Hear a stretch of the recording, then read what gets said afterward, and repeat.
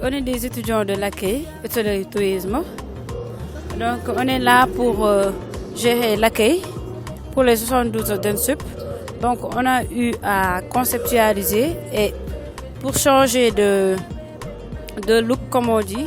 C'est pour cela qu'on a pris d'autres modèles et d'autres couleurs aussi pour les robes et les hôtesses aussi. Nous sommes des étudiants en accueil et en hôtellerie tourisme. Bon, nous sommes là pour gérer l'accueil, pour accueillir les gens en ce jour pour l'ENSUP Afrique, les 72 heures d'ENSUP Afrique. Alors, nous voulions innover en créant des tenues, d'autres tenues pour pouvoir gérer l'accueil, pour mieux gérer l'accueil. Donc, nous les avons cousues nous-mêmes avec l'aide de l'administration, bien sûr. Est-ce que ça se passe bien? Oui, super bien. On accueille les gens, on les installe et on espère qu'ils vont passer une très bonne journée. Est-ce que vous êtes heureuse de faire ça? Bien sûr, parce que étant donné que nous avons choisi le métier d'accueil en hôtellerie tourisme, c'est un moyen pour nous de nous exercer, d'essayer de nous initier au métier que nous avons choisi. Est-ce que vous êtes heureuse? Bien sûr. Il faut dire, bien sûr, je suis heureuse. Je suis très heureuse de faire ce métier. Je suis très heureuse d'accueillir les gens pour cette journée d'ENSUP Afrique. Je suis étudiante en licence 1 marketing communication. Bon, je suis venue ici pour assister à notre 72 heures et aussi me présenter comme une reine pour les défilés de mode qu'on va faire pour notre école aussi, pour représenter ENSUP Afrique partout. Je suis très heureuse parce que aujourd'hui, on est en train d'exposer notre talent à tout le monde, le talent d'ENSUP Afrique. Alors, je suis très heureuse. Vous allez défiler tout à l'heure? Bon, aujourd'hui, on va nous lancer. Pour demain, on va faire notre défilé. C'est demain qu'on va élire la reine d'ENSUP Afrique 2016. Et qui vous a habillé? Bon, en premier lieu, c'est un habillement traditionnel, donc c'est chargé par un styliste. On ne va pas annoncer pour le moment le nom, mais demain, tout le monde va être ébahi parce que ce sera de très jolis modèles avec des grands boubous traditionnels. Donc demain, Inch'Allah, vous allez voir que ENSUP Afrique, c'est le meilleur.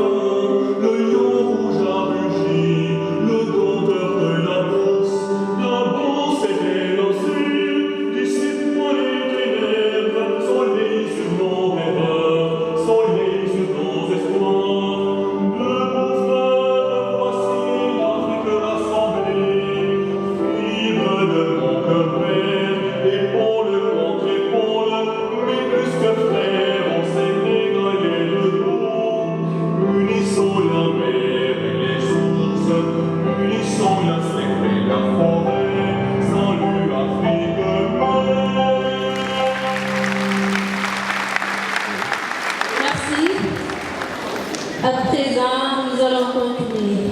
Et tout de suite, Omar, avec la cérémonie officielle. On va démarrer avec les élections. Mais avant tout cela, nous vous demandons, chers étudiants, d'applaudir encore. Merci beaucoup. Merci beaucoup. Nous saluons la présence du corps professoral de l'ENSUP Afrique. Des applaudissements, chers étudiants. Nous avons également le corps administratif qui est là, je reconnais les têtes. Merci beaucoup sur vos applaudissements, mesdames et messieurs.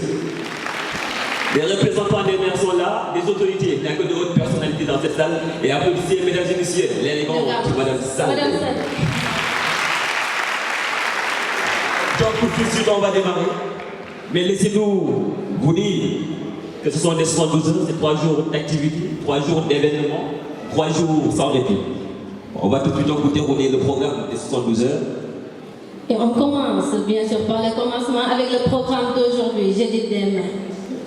Avec l'hymne national que nous venons de faire, tout de suite après, nous allons démarrer la cérémonie officielle avec bien évidemment les allocutions le coordonnateur des clubs, le directeur général d'ENSUP Afrique, bien évidemment, le coordonnateur de la vie associative, M. Meng Abdourahman, avec les mots du parrain et de la marraine, bien sûr, et sans oublier le lieutenant-colonel Cheikhouna Diagne.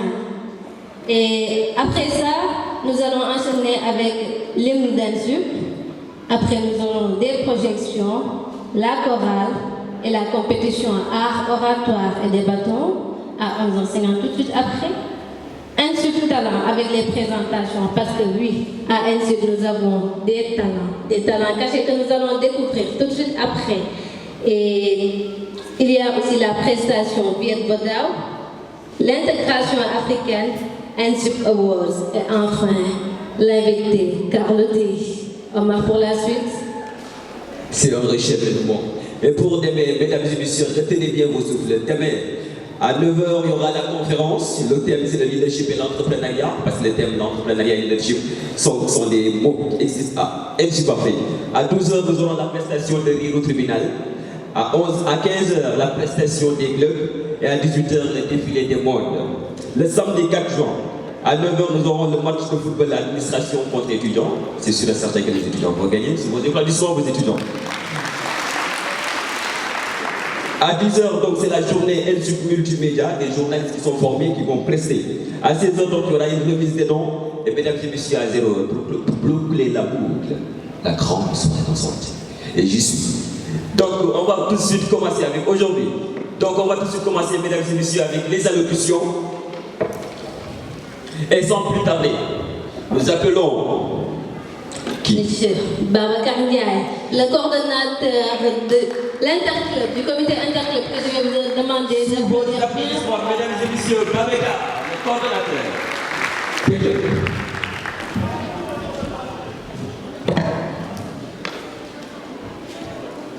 Bonjour à tout le monde.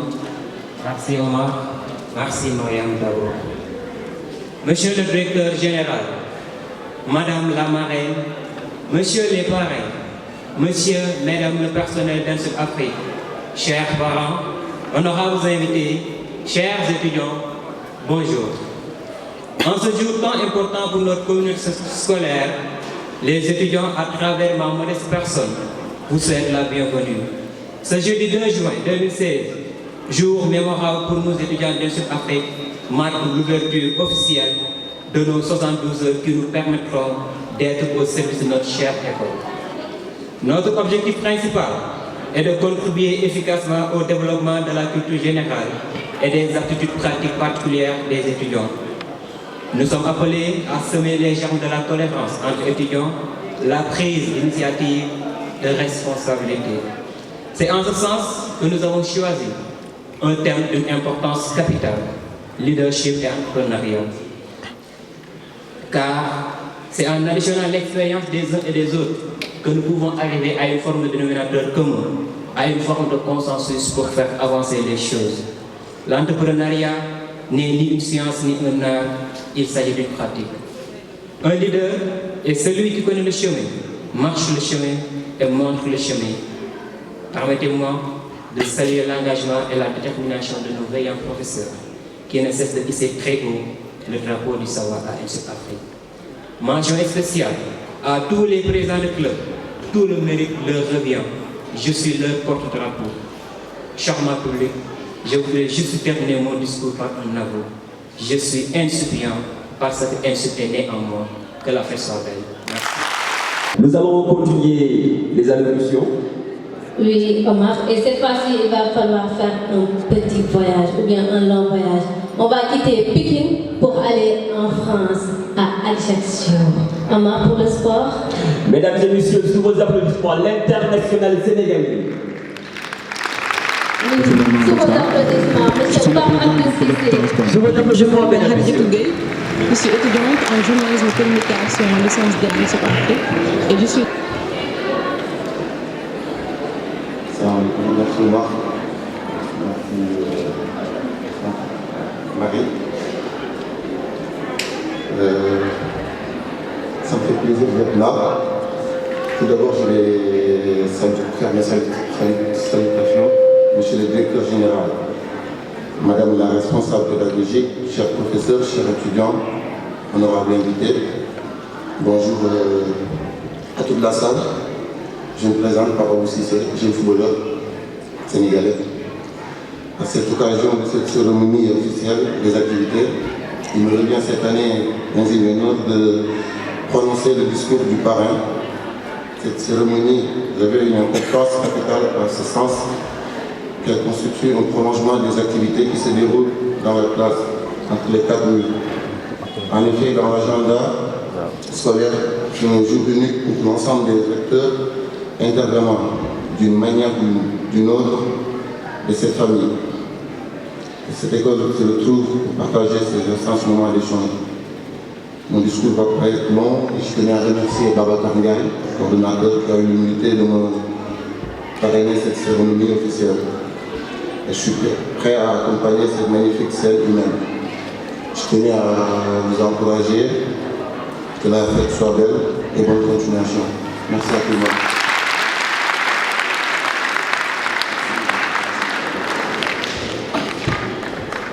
Merci Papa Boussissé, international sénégalais, footballeur au club ASC Ajaccio en France, ancien joueur de l'ASC Pikine. Il est également ici avec M. Pape Daoudias, Pikinois, président de l'association des supporters de l'ASC Pikine. Mesdames et messieurs, sous vos applaudissements. On va continuer les allocutions. Oui. On va continuer cette fois-ci avec la marraine. Je vais personnifier avec ma marraine. Omar, un mot? Mesdames, messieurs, je vous le dis, sincèrement et sérieusement, cette dame, je l'adore. Elle est d'une classe extraordinaire. Mesdames et messieurs, elle a été ancienne maire de Rufisque-Ouest pendant 7 ans. Elle a été sénatrice pendant 4 ans. Ministre des Sénégalais de l'extérieur sous la présidence de M. Abdoulaye Wade. Mesdames, mesdemoiselles et messieurs, sous vos applaudissements. Madame la ministre Ngoné Ndoye Seck, sous vos applaudissements.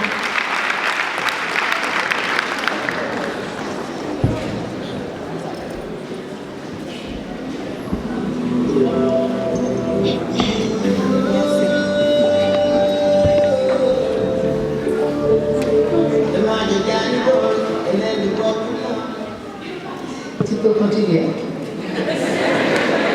Énormément plaisir. Assalamu alaikum, très chers enfants. Assalamu alaikum, le corps professoral, l'administration. Assalamu alaikum, monsieur le directeur, messieurs les parrains,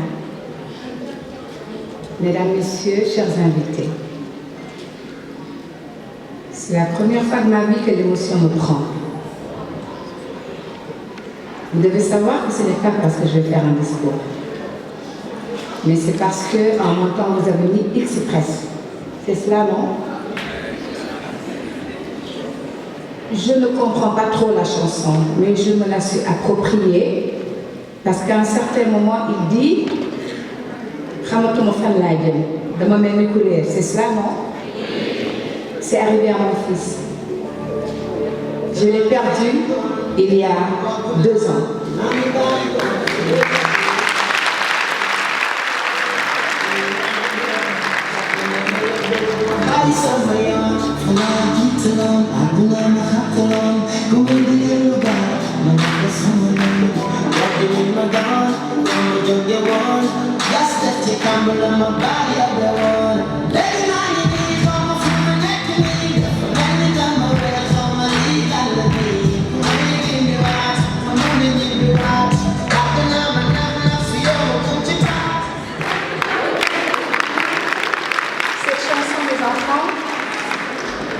Elle me rappelle mon Rassoul à moi.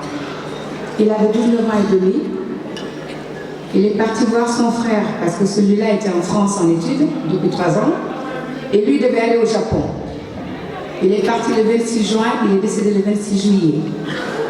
Et je suis sûre que quand il s'est réveillé, il a dit « Lan lay def fii dama réer, lan lay ñibbee ».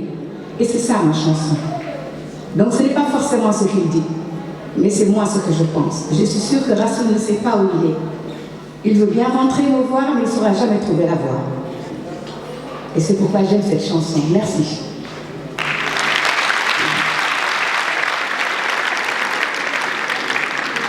Il avait 19 ans et 8 mois. C'était mon dernier.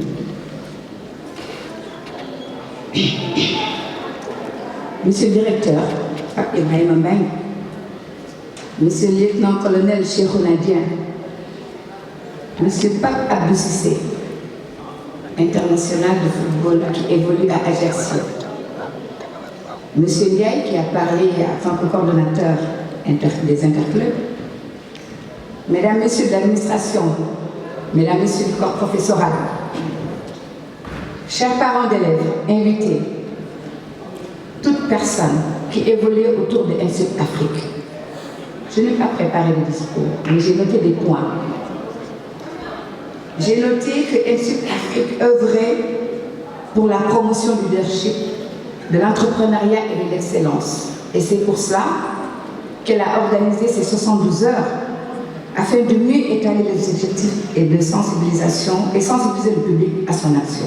Ça, je l'ai noté dans le courrier. Mais j'ai noté sur Internet que INSUP Afrique prônait des valeurs, l'éthique, la rigueur et l'engagement. Mes enfants, j'ai fait connaissance avec vos frères et sœurs lors de l'émission des bâtons à la Chambre de commerce. Ils sont venus me voir à la maison et nous avons discuté. Marie a été très éloquente, très expressive. Elle a été très chaleureuse. Et elle m'a fait comprendre, parce que j'avais posé la question au public ce jour-là. Je leur avais dit, est-ce que vous me reconnaissez? Est-ce que vous voyez en moi une femme sénégalaise? Et ils ont dit que oui. J'ai dit que ça, c'était le port vestimentaire. Et je leur ai dit à INSUP Afrique que si je vous vois, je ne sais pas si vous êtes sénégalais, je ne sais pas si vous êtes ghanéen, je ne sais même pas si vous êtes européen. Simplement parce que votre port vestimentaire ne traduit pas votre culture. Et j'avais dit à Marie et à Cheria qui l'accompagnaient, je souhaiterais que vos tenues aient une griffe africaine. Vous devez mettre ces tenues-là parce qu'elles vous permettent de travailler librement. Elles vous donnent une mobilité toute la journée. Elles vous donnent une apparence correcte. Elles vous donnent une apparence de vigueur telle que prônée par vos établissements. Mais pour votre identité, pour votre culture, vous devez mettre une cravate en pain tissé. Vous devez mettre une pochette en pain tissé. Vous devez avoir des chemisiers brodés par les Naoutak. Juste pour signer votre appartenance. Parce que c'est ça le leadership, c'est s'affirmer, se montrer. Et Marie m'a encouragée. Elle m'a dit, notre directeur, M. Meng, est très rigoureux sur notre apparence. Il nous donne à chacun son tissu et nous demande de nous faire coudre par des tailleurs sénégalais. Je dis, ça c'est très bien. Il veut que nous soyons bien mis, que nous soyons corrects. Je dis, ça c'est parfait. Moi, je vais vous accompagner, je vais vous montrer comment mettre une griffe africaine et ça vous permettra entre vous d'être entreprenant et vous-même de faire cette griffe, de vous la vendre et de vous donner quelques sous pour accompagner vos parents pour arriver à arrondir les fins de mois pour INSUP Afrique. INSUP Afrique prône le leadership. Je veux aussi encore donner mon exemple. Vous êtes des bacheliers et plus. Moi, je n'ai pas fait d'études académiques. Je n'ai pas eu cette chance. Je n'ai pas eu cette opportunité.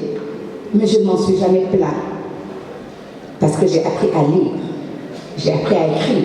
J'ai appris à m'informer. Et je suis très curieuse. Je me suis appropriée des nouvelles technologies.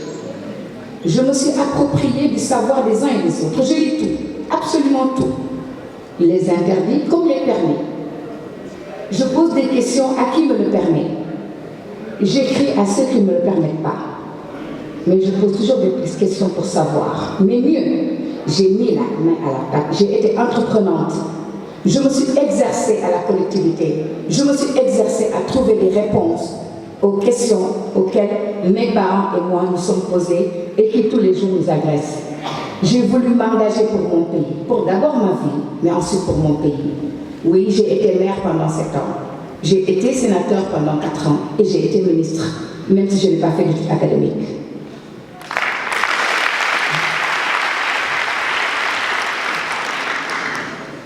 J'ai essayé dans ma vie de prôner l'excellence. Ce n'est pas donné à tout le monde. Parce qu'il y a des gens qui naissent leaders. C'est une chance. Avec un peu de moyens, ils excellent. Il y a des gens qui apprennent à être leaders. Pour ces gens-là, il faut réveiller le leadership qui dort en eux. Mais il y a des gens qui ne sont jamais leaders. Si on a la chance ou de n'être leader, ou d'être dans les dispositions d'être leader, il faut la saisir. Et pour la saisir, il faut cultiver l'excellence. Il faut cultiver la performance. Il faut toujours se remettre en question, se remettre en cause. C'est ce que j'ai fait toute ma vie. C'est pourquoi je pleure sur les plateaux de télé quand on m'agresse. Parce que je montre que j'ai mal. Parce que j'ai passé ma vie à vouloir me parfaire. J'ai passé ma vie à montrer que ce n'est pas parce que mes parents n'ont pas pu payer des études pour moi que je ne dois pas être performante pour mon pays. Je me suis battue pour montrer que même si j'ai été mariée à 17 ans, que j'ai fait mon premier enfant à 18 ans, que j'en ai fait 4, que je leur ai donné la tétée parce que je n'avais pas de quoi acheter le biberon, il n'empêche que je me suis retirée de ce monde, je suis restée debout, je suis allée debout et j'ai pu être quelque chose, j'ai pu faire quelque chose dans la belle partie de ma vie. L'excellence pour moi, justement, c'est de sortir de ce milieu-là, où on n'est pas sûr de toujours manger toute la journée, où on n'est pas sûr de se vêtir comme il faut, où on n'est pas sûr d'avoir le lait pour son fils ou alors le savon pour ses enfants. C'est de s'extirper de ce monde et d'arriver à un monde où on dirige, où on donne des orientations, où on conduit des actions. Et je refuse quand on dit que je suis une voleuse. J'ai le courage de dire non, je n'en suis pas une. Je me bats pour la performance, je me bats pour l'excellence, je me bats pour exister. Vous avez raison.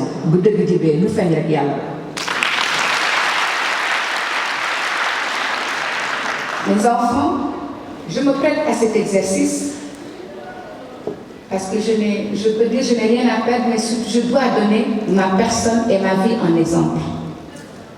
Je ne dois pas être complexée.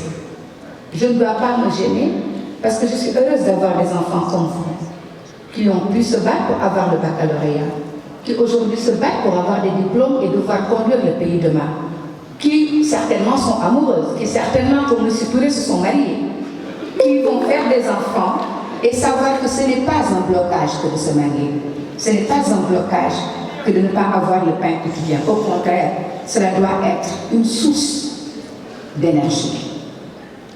Comme doivent être la signature des APE, et j'en arrive. La signature des APE, puisque nous ne pouvons pas ne pas l'avoir, doit être une source de stimulation pour les jeunes entrepreneurs que vous devez être. Parce que j'ai vu aussi dans les documents que Ensud Afrique adapte les formations aux besoins des entreprises. Les besoins des entreprises, c'est quoi? C'est le besoin de création d'emplois, le besoin de création d'opportunités, le besoin de création de richesses. C'est cela la création d'entreprise. Et pour arriver à cela, si nous traînons le pas, ce fait qu'il y a ce fait qu'il y a c'est important qu'une signature pareille puisse nous dire si vous ne marchez pas, le monde va marcher sans vous. Et c'est le sens que moi je donne aujourd'hui aux APE. Je ne les légitime pas, mais je suis obligée d'aller avec parce qu'on me l'a imposé. À vous, je vais dire, chers enfants, commençons par produire ce que nous consommons. Ce n'est plus un slogan maintenant. Tout le monde parle de consommer sénégalais, tout le monde parle de manger sénégalais, tout le monde parle de se vêtir sénégalais. Même si dans cette salle, je suis avec quelques 2 ou 3 femmes, seules à être vêtues sénégalais. Commençons par nous-mêmes. Donnons du travail à 1 million de tailleurs parce que nous sommes 8 millions d'élèves. Si pour 8 millions d'élèves, nous devons donner 2 tenues vestimentaires, c'est au moins beaucoup d'emplois pour des tailleurs. Ça va limiter l'immigration clandestine. Donnons du travail aux cordonniers parce que justement, il y aura 8000 paires de jambes, de pieds qu'il faudra chausser. Consommons sénégalais. Vous êtes libre de mettre vos greffages, mais au moins tressez-les. Si vous les tressez, vous donnerez aussi du travail, sans être carrément, comme on appelle, le nouveau look de nature. En tout cas, ça va donner du travail. Vous êtes libre aussi d'être voilé. Moi, je suis voilée à demi, parce que je ne suis pas arabe, je suis juste sénégalaise, et je préfère mettre ma robe de quête et mon foulard. Mais vous êtes libre aussi Vous êtes libre aussi d'être voilé arabe. Tout ce que je vous demande, c'est de faire travailler des jeunes filles en mettant du perlage, de petites choses qui sont insignifiantes mais qui donnent du travail. Je voudrais que dans l'entrepreneuriat, vous songiez que c'est bien d'aller à la plage, mais ce serait bien aussi de faire les crèmes, de faire autre chose. En tout cas, de créer la richesse, créer l'emploi, créer le travail. Et je suis fière aujourd'hui de venir à MSUP Afrique pour vous dire que j'ai ouvert ma société. Pas pour vous vendre mes produits, mais pour vous dire que c'est possible, avec 0 franc. Ce n'est pas toujours comme ça, mais j'ai écrit aux ambassades. Le document, il est là. J'ai écrit aux ambassades et je leur dis, je lutte contre l'immigration clandestine, je veux créer des emplois.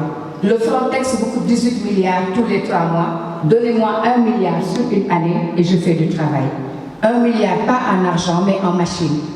Ils m'ont donné 1 milliard en machine, c'est-à-dire ils ont produit des machines, des sulfuleuses, des machines piqueuses, des tables, des ciseaux électriques, du matériel en tout cas. Avec cette valeur-là, que j'ai demandé qu'on mette en banlieue fiscale pour permettre à des jeunes qui n'ont pas les moyens de venir à Dakar de travailler.